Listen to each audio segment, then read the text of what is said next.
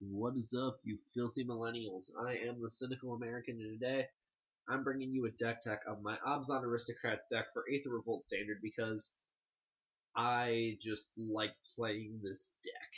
It is so much fun. And I also think that because of the way that the deck is positioned right now, you can do very well with it. I mean, I went X1 in a PPTQ for a reason. Like, I know how to play this deck. And the thing is, though, if you play this deck, you're going to do very well with it at an FNM level. Sometimes even, I've made top 4 of 2 game days with this deck just because people don't know what the cards do. They're going to be very unexpected to how your deck works. So, but I'll probably make a whole video on how to play Aristocrats if I ever get around to it. But anyway, 3 Evolving Wilds because I lost my other playset because I'm an idiot. But whatever, it's 3. 3 Quagmire. This card's like the tits in this deck. Being able to animate Saga to Evolution and just get a 2-drop is super good. And just having a late game win condition is good. 2 fit. 5 total man lands. More black green than black white. 2 unknown shores. I fucking love this card. I'm gonna play this card till the day I die. This card's so good. 1 orchard, 1 expanse, and 1 sanctuary. Extra dual lands. Because the deck needs the extra duels. 1 blighted, 1 Seagate, and 1 Westvale. Seagate's amazing. Because you are an aggro deck in the early game, you just need to get your creatures down and beat face. So just being able to empty your hand and then draw 2 cards a turn is super good. Win condition, kill Kalidas, and the Mortuary Mire. 3 forest, 2 swamps, plains. I've gone over this ratio multiple times. 23 land, I think.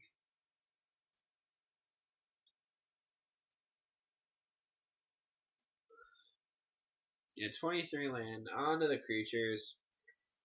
29. 4 Blister Pod. This is the card you want to start out with all the time. 2 Dustwatch for card advantage. 2 Eiley because she is like the titties. Just having Death Touch on a body and a sack outlet on a body is really good. And then the best card in the standard, 4 Zulaport Cutthroat.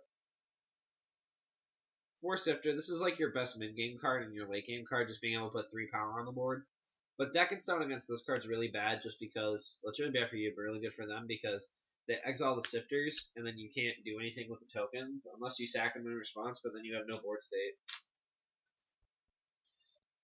3 Renegade Rallier. I thought about playing this card to 4. Like, I've been messing around with the numbers, and I really like 3 of this card. Being able to buy back...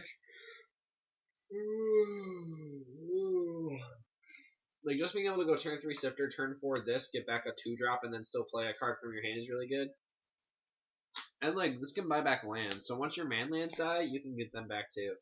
Because it says permanent cards, so just being able to buy back your land is super important. 2 Reshaper and 2 Familiar. I've gone over why I play 2 and 2 each of these cards multiple times.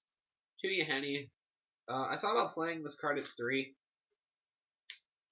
But the thing is, this card's only good once you actually put creatures on the board. If you just play it on turn 3 and hit for 2, it's just going to die to Shack. And that's literally the worst thing ever. You want to be able to protect this. So, 2 Abomination for card advantage. And then Thought-Knot and Reality Smasher as some win conditions. 2 Fatal Push. 2 Grass. Just replace the Grass with Fatal Push. Fatal Push is literally the best card in the deck. Like, no shit. Like, just being able to sack a Scion and all of a sudden you have Revolt. And this deck produces Scions very easily. And can kill its own stuff relatively easily. That this is literally just a broken card. It's broken. Like, 1 mana, kill your... For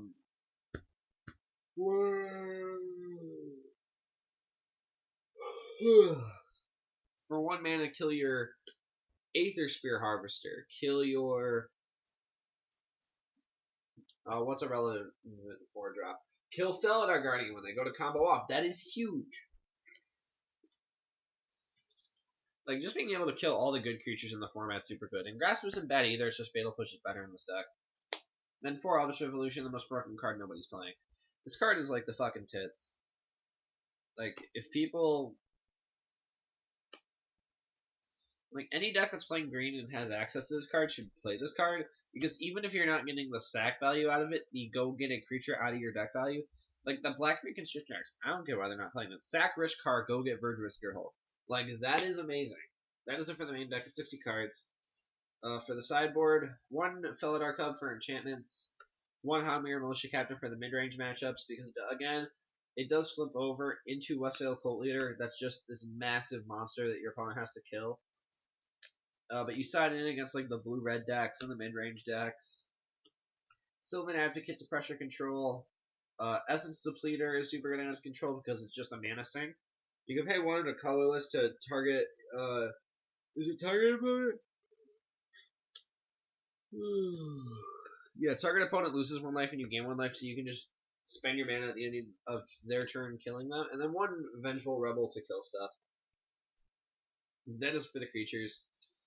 2 Blessed Alliance. This card's actually amazing in this deck because being able to untap your creatures after you attack means that they generate value on the offense and they generate value on the defense, and that's super important. Also, being able to make them sack the thing that you can't kill or gaining life is super good. 2 Pulsa Marasa because it's amazing. This card is just so good.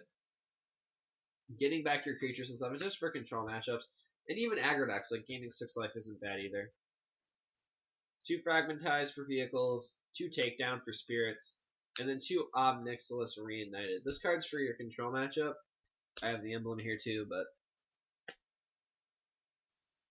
control is just one of those matchups where 75% of my FNM is control, and just having a card in my sideboard that just pressures them is what I want, because you're not really doing anything with 5 mana. Like, the only 5 card is your Reality Smasher, and you're usually getting that on Eldritch Evolution on turn 4. So you're not actually paying 5 mana for it. You're paying... You could either look at it as you're paying 6 or you're paying 3. Usually I look at it as paying 3 because it's not on the same turn. Now, if it was Creature plus Evolution, then yeah, you're technically paying 6 for 5, but I don't look at it as paying 3.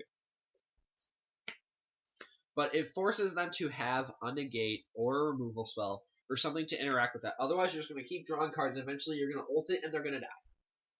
Because you have Smothering Abomination, you have Dustwatch Recruiter, you have ways of accessing draw power that will just kill them. And this thing's a murder on a stick.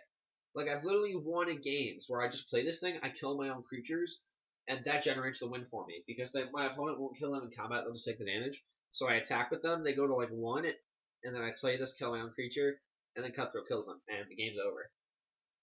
So, but anyway, guys, that's it for my Aristocrats deck. This deck is just so fun. Like, if you want to give someone a headache, play this deck. Because I've played games with this where I don't even know what to do. And, like, if you want a deck with very complex board states, a lot of thinking, and, I don't know, the deck's very interactive. One thing I really love about this deck is it's very interactive with your opponent's stuff. Like, it's very much a combat interaction matchup. Whoever... You can play a value game, you can play an aggro game, and you can just play the let's grind game. And whoever uses their resources better will win. But sometimes, I'm not going to lie, you just put the helmet on, you just attack with your creatures. Eventually you get to a point where if they're at 4 life, you can sack 3 creatures, and then any creature kills them. So anyway, I'm the Cynical American. Thank you guys for watching, and I'll see you guys next time.